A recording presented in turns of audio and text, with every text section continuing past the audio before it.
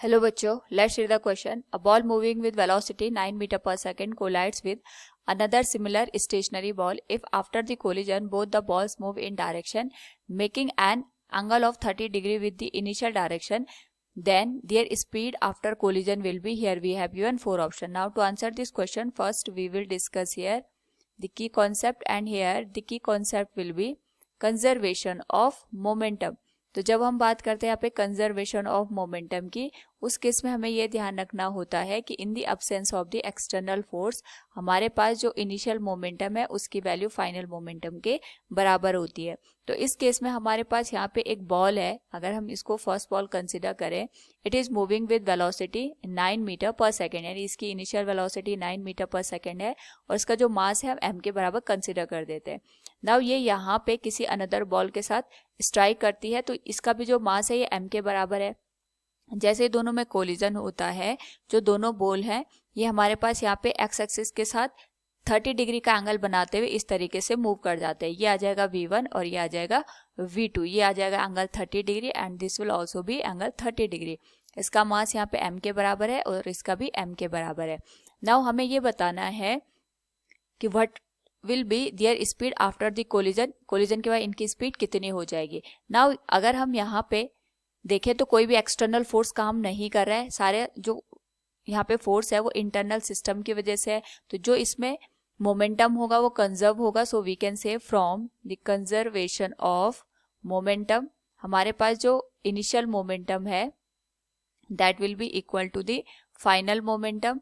और इस केस में अगर हम बात करें यहाँ पे इनिशियल मोमेंटम की, तो जो हमारे पास फर्स्ट जो बॉल थी वो स्टेशनरी कंडीशन में थी, यानी इसके लिए जो इनिशियल वेलोसिटी थी वो 0 के बराबर है, तो we can say it will be m into u equals, ये हो जाएगा हमारे पास फाइनल मोमेंटम। तो इस केस में जो हमारे पास दोनों बॉल दे रखी हैं इनको हम दो कंपोनेंट में रिजॉल्व कर देते हैं। तो सबसे पहले जो यहाँ पे फर्स्ट बॉल है इसके जो कंपोनेंट बनेंगे this will B v1 cos 30 degree और ये बन जाएगा हमारे पास v1 sin 30 डिग्री। सिमिलरली ये हो जाएगा हमारे पास v2 cos 30 डिग्री और इधर आ जाएगा हमारे पास v2 sin 30 डिग्री।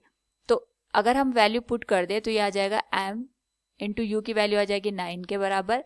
और यहाँ पे हमें ये भी ध्यान रखना है क्योंकि ये इस तरीके से एक्स एक्सिस पे मूव कर रहा है तो इसके करस्पॉन्डिंग जो डायरेक्शन आएगी that will B of the I cap. और फाइनल जो मोमेंटम है उसके लिए हम यहाँ पे अगर वैल्यू पुट कर दे तो ये आ जाएगा m into v1 cos 30 degree I cap plus m into v1 sin 30 degree J cap. दूसरा हमारे पास जो मोमेंटम आएगा that will be m into v2 cos 30 degree I cap minus m into v2 sin 30 degree J cap. ये downward direction में इसलिए हमने यहाँ पे नेगेटिव साइन का यूज किया। नाउ अब हम यहाँ पे लेफ्ट और राइट साइड में जो i के कोफिशिएंट और j के कोफिशिएंट है उनको कंपेयर करेंगे। तो we can say it will be m into 9 will be given as, it will be m into v1 cos 30 degree plus m into v2 cos 30 degree. m से m cancel हो जाएंगे तो ये बन जाएगा 9 इक्वल्स cos 30 की value होती है √3/2, तो ये बन जाएगा √3/2 into v1 plus v2। This will be equation number first. Now यहाँ पे अगर हम j के कोफिशिएंट का भी कंपैरिजन करें तो LHS में कोई भी j का कोफिशिएंट नहीं है, सो ये 0 हो जाएगा और ये बन जाएगा हमारे पास m into v1 sin 30 degree minus m into v2 sin 30 degree. Now यहाँ से अगर हम देखें तो हमारे पास v1 sin 30 डिग्री की जो वैल्यू है that will be equal to v2 sin 30 degree. sin 30 से sin 30 कैंसिल हो जाएगा यानी v1 की वैल्यू v2 के बराबर आ जाएगी। This will be equation number 2। So यहाँ पे अगर हम दोनों इक्वेशन को देखें तो we can say from equation 1 and equation 2 हमारे पास जो 2 है वहां से हम वैल्यू पुट कर सकते हैं इक्वेशन नंबर 1 में, तो ये आ जाएगा 9 इक्वल्स √3/2, v1 और v2 सेम है तो ये आ जाएगा 2 इंटू v1। नाउ 2 से 2 कैंसिल हो जाएगा तो v1 की जो वैल्यू है that will B 9 divided by √3 और ये बन जाएगा हमारे पास 3 √3 के बराबर।